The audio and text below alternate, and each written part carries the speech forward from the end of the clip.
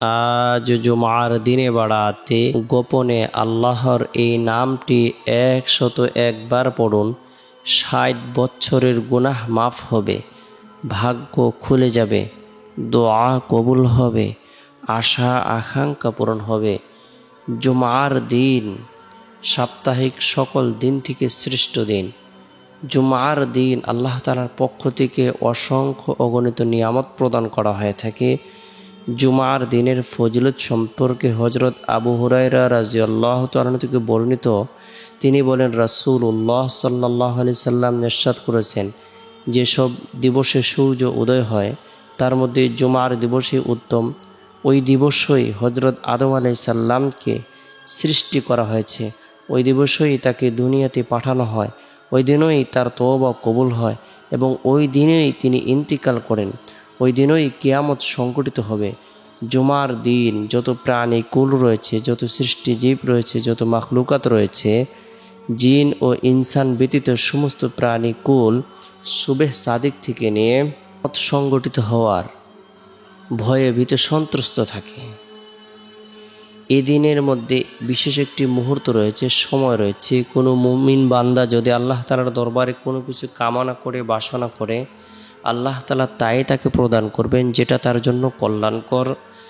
জুমার দিনের বিভিন্ন আমলের কথা হাদিসে উল্লেখ রয়েছে। এর মধ্যে থেকে উল্লেখযোগ্য ফজিলতপূর্ণ একটি আমল হলো জুমার দিন সূরাতুল কাহাফ তেলাওয়াত করা। যে ব্যক্তি গুরুত্ব সহকারে জুমার দিন আল্লাহ তাআলাকে রাজি খুশি করার উদ্দেশ্যে সূরাতুল কাহাফ তেলাওয়াত করবে, আমল করবে, পাঠ করবে, আল্লাহ পাক রব্বুল আলামিন তাকে দাজ্জালের ভয়াবহ ফিতনা থেকে নিরাপত্তা দান করবেন। আল্লাহ পাক রব্বুল আলামিন তার ঈমানের মধ্যে নূর প্রদান করবেন, যে নূরটি দীর্ঘ 1 সপ্তাহ পর্যন্ত তার অন্তরে চমকাইতে থাকবে। যে ব্যক্তি জুমার দিন সূরাতুল কাহাফ তেলাওয়াত করবে, আল্লাহ পাক রব্বুল আলামিন তার জন্য 70,000 ফেরেশতা নিযুক্ত করে দিবেন। এই 70,000 ফেরেশতা তার জন্য মাগফিরাত কামনা করতেই থাকবে। সুবহানাল্লাহ। আমরা যারা কোরআন পড়তে পারি, আমরা জুমার দিন ফজরের নামাজের পর থেকে নিয়ে জুমার নামাজের আগ পর্যন্ত যে সময় রয়েছে, এই সময়ের মধ্যে সূরাতুল কাহাফ তেলাওয়াত করার জন্য, আমল করার জন্য চেষ্টা করব। পরিবার পরিজনদেরকে, আত্মীয় স্বজনদেরকে তেলাওয়াত করার ব্যাপারে উৎসাহ প্রদান করব। এরপরে জুমার দিন জুমার নামাজ সম্পূর্ণ করার পর, মা বোনেরা জোহরের নামাজ সম্পূর্ণ করার পর নিরিবিলি এক পরিবেশের মধ্যে বসে গুনাহ মাফের উদ্দেশ্যে তওবার নিয়তে 101 বার ইস্তিগফারের আমল করব। আস্তাগফিরুল্লাহ রব্বি মিন কুল্লি যামবি ওয়া আতুবু ইলাইহি, আস্তাগফিরুল্লাহ রব্বি মিন কুল্লি যামবি ওয়া আতুবু ইলাইহি, আস্তাগফিরুল্লাহ রব্বি মিন কুল্লি যামবি ওয়া আতুবু ইলাইহি।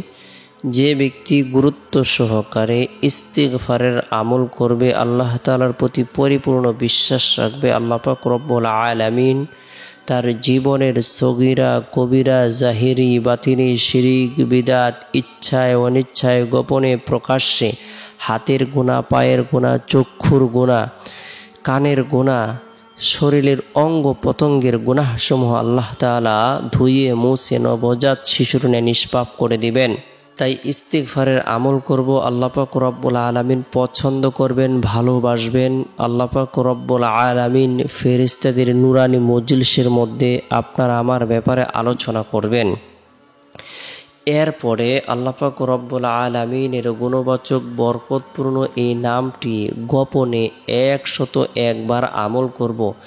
আর রহমানু, আর রহমানু নামের অর্থ হলো পরম করুণাময়।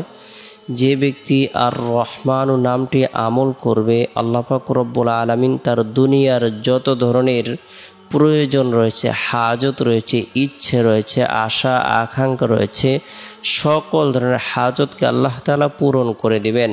আর রহমানু নামের অর্থ হলো আল্লাহ তাআলা দয়ালু, পরম করুণাময়, তিনি অসীম দয়ালু।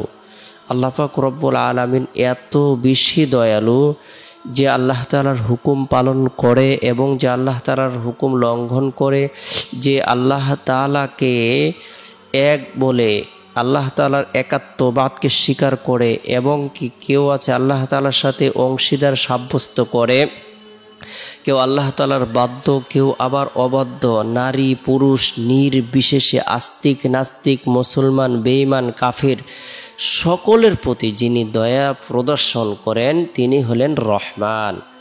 সকলকে রিজিকের ব্যবস্থা তিনিই করেন রহমান নামের গুণের রিজিকের ফয়সালা তিনিই করেন রহমান নামের খাতিরে। তাই রহমান নামটি আমরা 101 বার আমল করব, রব্বুল আলামিনের দরবারে রুনাজারি করব। আল্লাহ তাআলা যেন আমাদের জীবনের 60 বছরের কবিরা সগীরা গুনাহকে মাফ করে দেন, আমাদের ভাগ্যকে পরিবর্তন করে দিবেন, আমাদের জান্নাত অবধারিত করে দেন, আমরা যেন পেরেশানি মুক্ত থাকি, সেজন্য রব্বুল আলামিনের দরবারে রুনাজারি করব। এরপরে জুমার দিন আসরের নামাজ সম্পূর্ণ করার পর জুমার দিনের ফজিলতপূর্ণ আমলসমূহের মধ্যে উল্লেখযোগ্য আমল হলো রাসূলুল্লাহ সাল্লাল্লাহু আলাইহি সাল্লামের প্রতি মহব্বত রেখে, ভালোবাসা রেখে দুরুদের আমল করা। উত্তম দুরুদ হলো দুরুদে ইব্রাহিম, ছোট্ট দুরুদ হলো সাল্লাল্লাহু আলাইহি সাল্লাম।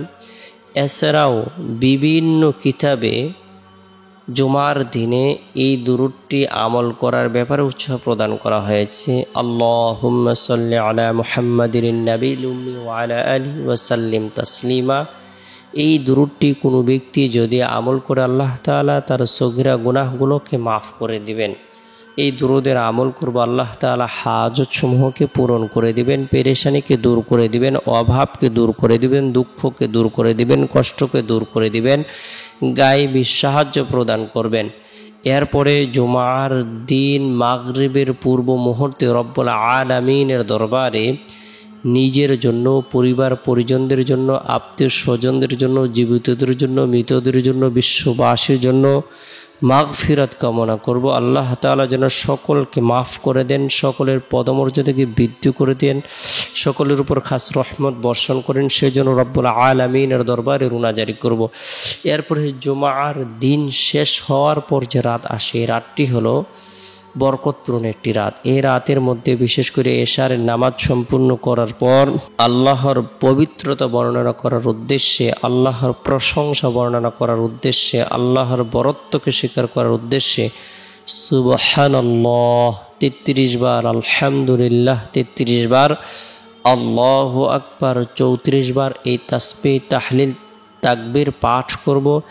এরপর রাতে ঘুমানোর পূর্বে লা ইলাহা ইল্লাল্লাহ এই কালেমা আমল করব, ইস্তিগফারের আমল করব, আস্তাগফিরুল্লাহাল্লাযী লা ইলাহা ইল্লা হুয়াল হাইয়ুল কাইয়্যুম ওয়া আতুবু ইলাইহি দুরুদের আমল করে ঘুমিয়ে যাব। আল্লাহুম্মা বিসমিকা আমুতু আহইয়া এই দোয়াটি পাঠ করে ঘুমিয়ে যাব।